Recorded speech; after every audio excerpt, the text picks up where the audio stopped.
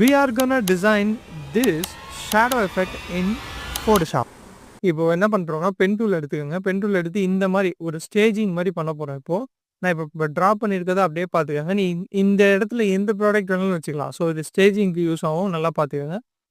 Connect பண்ண மறந்துட்டேன். Okay, இப்போ ஷேப் ரெடி. ஓகேவா, பிளாக் கலரில் ஒரு ஸ்டேஜிங் ரெடி. அதுக்கு வந்து அவுட்டர் க்ளோ வந்து கொடுக்க போகிறேன். ஓகேவா, அதை வந்து சாஃப்ட் க்ளோவாக இருக்கணும். ஏன்னா அது ரொம்ப தெரியக்கூடாது.